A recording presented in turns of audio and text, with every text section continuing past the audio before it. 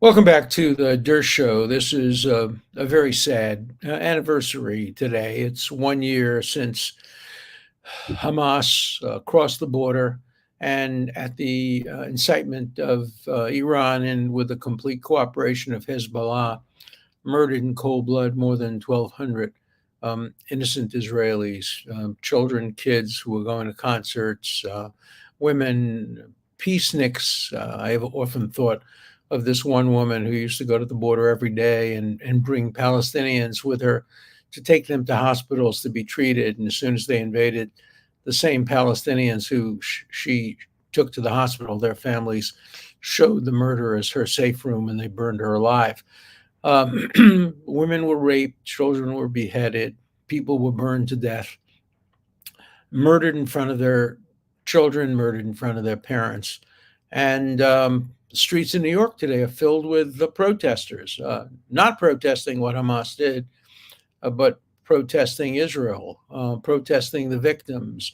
Um, can you imagine if there was a demonstration on the anniversary of 9/11, where so many Americans, innocent people, were killed? Nobody would tolerate that.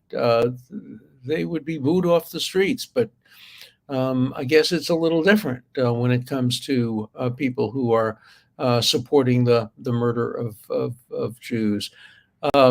It's just beyond outrage when I see these people marching, watching on television in front of, watching them in front of Grand Central Station, watching them walking down the streets in New York.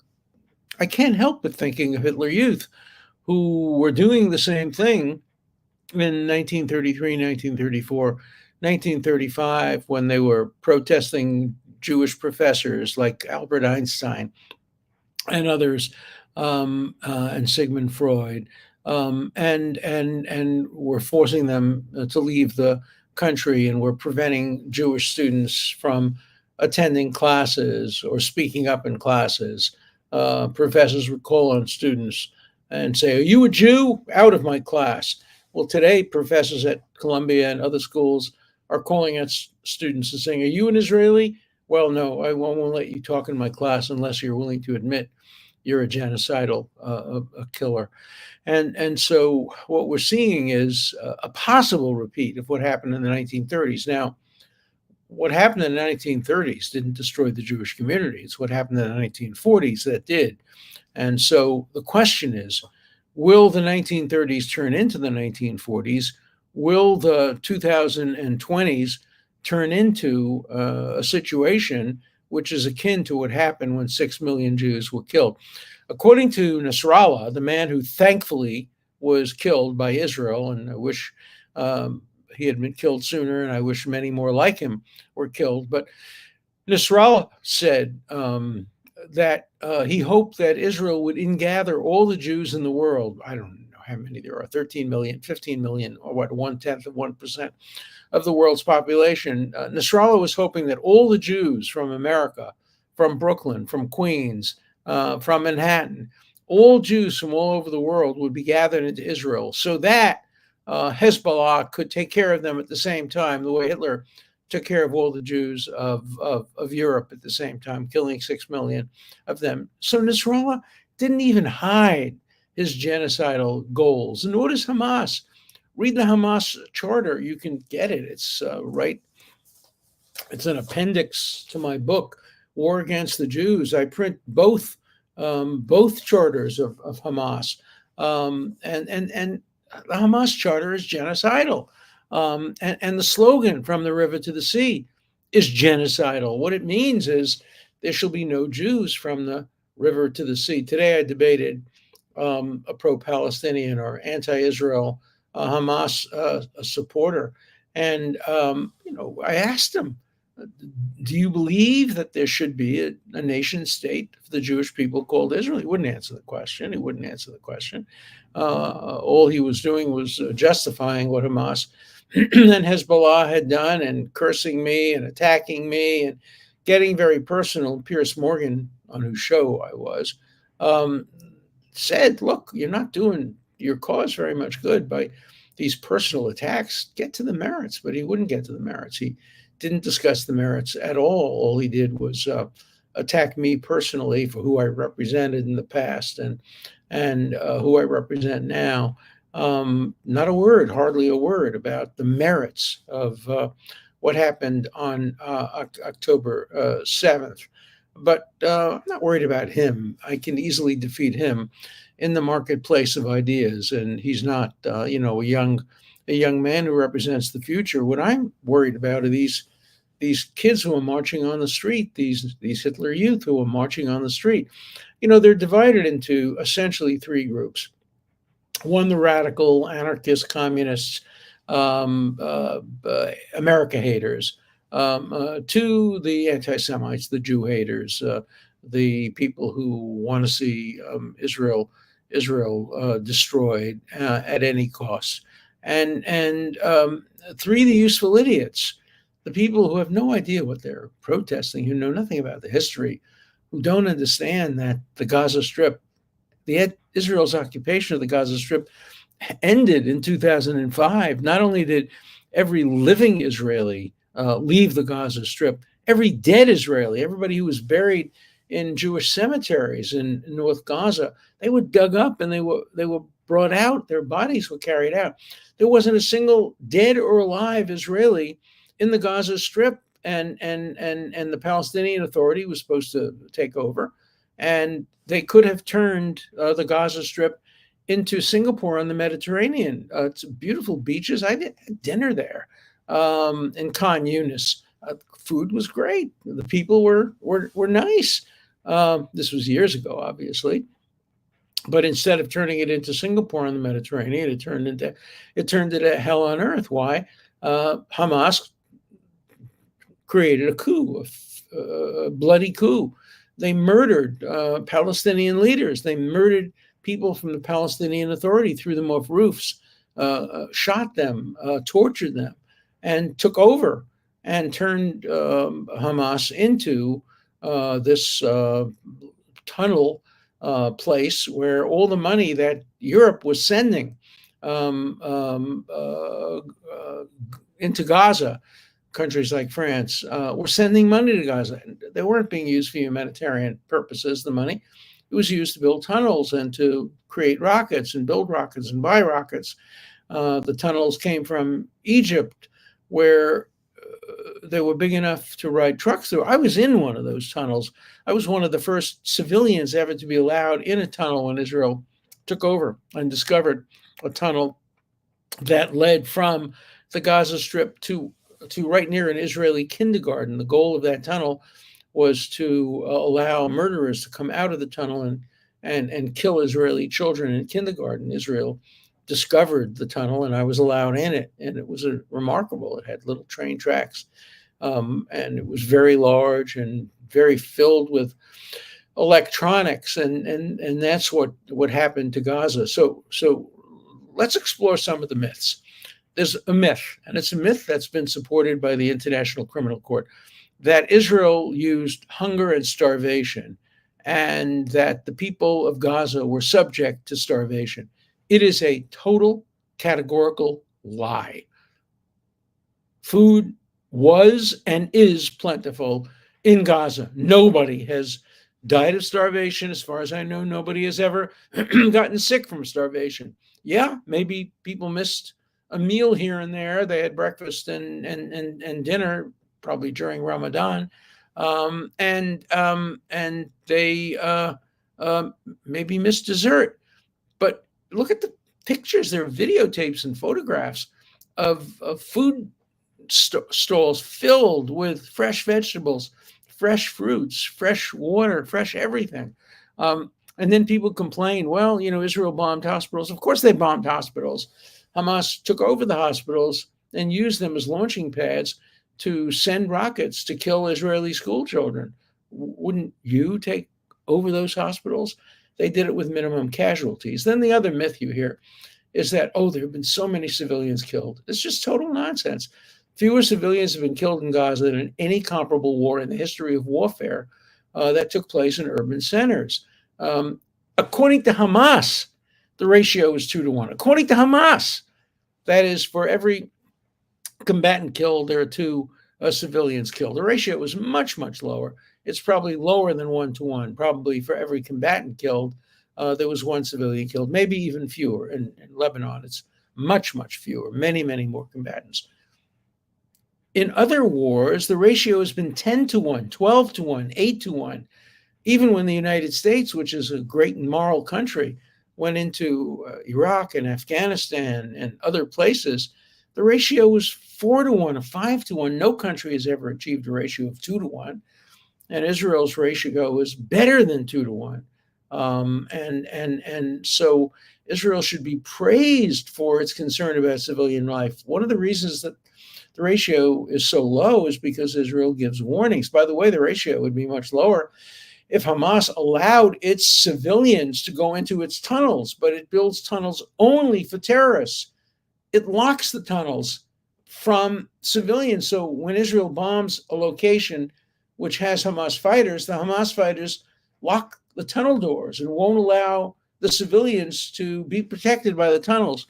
Israel, on the other hand, spends hundreds of millions of dollars building shelters. And every time there's an attack, for example, the two recent attacks by Iran, one in April and one just a few weeks ago, there were no Israeli deaths. A Palestinian died and a Bedouin woman was seriously injured. The reason is because every Israeli went into a shelter and because Israel developed the Iron Dome. By the way, the National Lawyers Guild said that the development of the Iron Dome was a war crime. Imagine how stupid anybody has to be to make that argument. Developing a defensive weapon against incoming rockets is a war crime. But that's the National Lawyers Guild. National Lawyers Guild, as you know, used to be a communist front organization. Now its members are mostly anarchists, former communists. They're probably still communists, America haters, anti-Semites, many of them Jewish. But that's never stopped Jews before from becoming self-hating Jew haters. And so you get a lot of that. The National Lawyers Guild on October 8th issued a proclamation saying that what Hamas did, rapes and murders and beheadings, were all justified. My former colleague, Professor Lawrence Tribe, his first instinct when he heard about October 7th was to put out a tweet blaming it all on Netanyahu. He then apologized. Oh, I didn't realize how bad it was. Well, even if it wasn't bad at all, you don't blame rapes and murders and beheadings on the prime minister of the country that's victimized. You do if you have no sense of justice or proportion, and you always pick sides. And Tribe, has picked the side against Netanyahu, as he's picked the side against Trump, and he's picked the side against American values and against Western values and against Israel. But he's only one of many that's so typical of Americans on the hard left. They automatically, to become a member of the hard left, you have to swear an oath against Israel, essentially against Jews. And just today on CNN, they interviewed somebody who claimed to be a rabbi, a woman who claimed to be a rabbi, and she couldn't bring herself to even condemn Hamas for what it did on October 7th. All she could do was condemn Israel. So we're hearing that. We're seeing these people marching through the streets, the bitterness on their faces, the hate. Again, all you can think of when you watch these people are the Nazi youth, except the Nazi youth were better dressed. And they had a cause. They thought they were on the side of justice. Jews have been hurting German economy and German culture. Well, what's the harm? We'll get rid of all the Jews. This is, an anniversary soon as well. On the year I was born in 1938, two events occurred, which I'm reminded of now. One was Kristallnacht. You all know what that was. It was the night of broken glass, the anniversary of which is in a month or so. The Nazi government in 1938 incited civilians and military, just like the Gazans. There were some civilians, some military, to attack Jewish synagogues, Jewish stores. I don't like the term Kristallnacht because it sounds like only glass was broken. Many Israelis were killed, murdered, um, um, and um, and attacked and brutally injured on Kristallnacht. And that was kind of the coming attractions of the Holocaust, because the world didn't complain. The world didn't do anything. Some probably condemned Israel, or it didn't exist, condemned the Jews for being businessmen. The communists said they were capitalists. The capitalists said they were communists. Whatever side you're on, the Jews were on the other side. So the Kristallnacht was an important event, and whether we're seeing October 8th, whether October 7th will be remembered by history as Kristallnacht of the future, as the Kristallnacht of the 21st century, which forecasted something terrible. We hope not. In 1938, another event occurred. It was called the Evian Conference. The United States convened a conference of most of the countries, Western countries of the world, and the object of the conference was to see how many Jews from Germany and Austria, who were being oppressed and vilified and ultimately subjected to Kristallnacht and then the Holocaust, how many of these Jews would be taken in by other countries. And I think, with the exception of Chile and Nicaragua, no country was willing to take in Jews, including the United States. The worst country of all was Canada.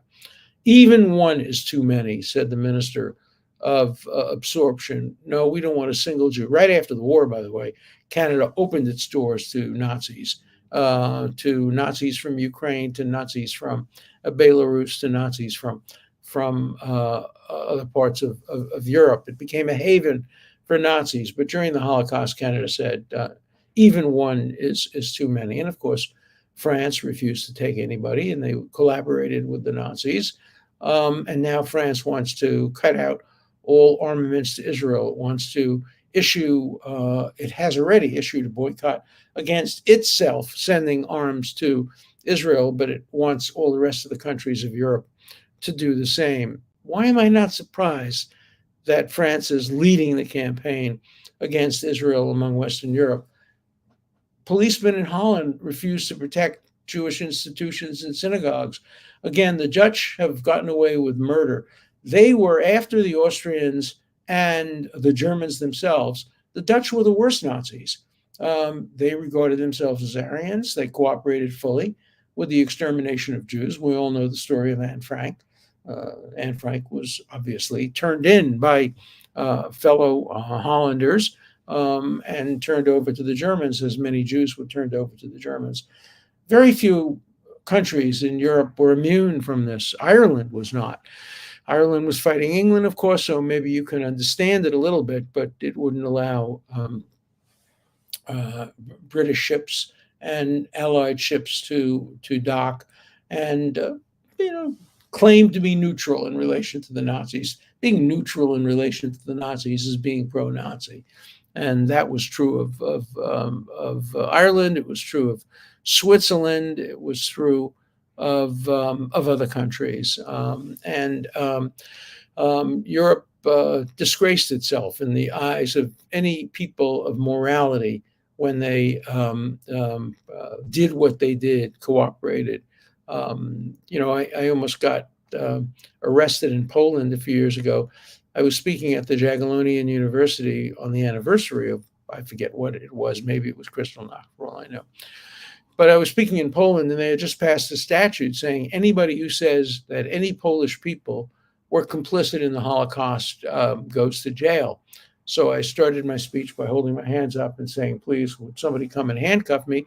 Because I'm about to make an honest historical speech about the role of so many Polish people in helping in the Holocaust, including members of the high-ranking members of the church, Cardinal Glemp and others. There were great heroic Polish people who helped hide Jews and helped protect Jews, but there were too many in every country in Eastern Europe, in Latvia, in Lithuania, in Estonia, in Belarus, and obviously in Ukraine, who were complicit with the Nazis. So there's a lot of shame to go around, and there's going to be a lot of shame and a lot of reckoning for these incidents that are taking place on the streets today. What I want to see is I want to see photographs and names and addresses. They don't have to be home addresses, they can be office addresses of everybody who participated in these Hitler marches. I want employers to know that they're about to hire somebody who supports the raping of Jewish women, who supports the beheading of Jewish babies. You may have the right to support that, but you have no right to anonymity.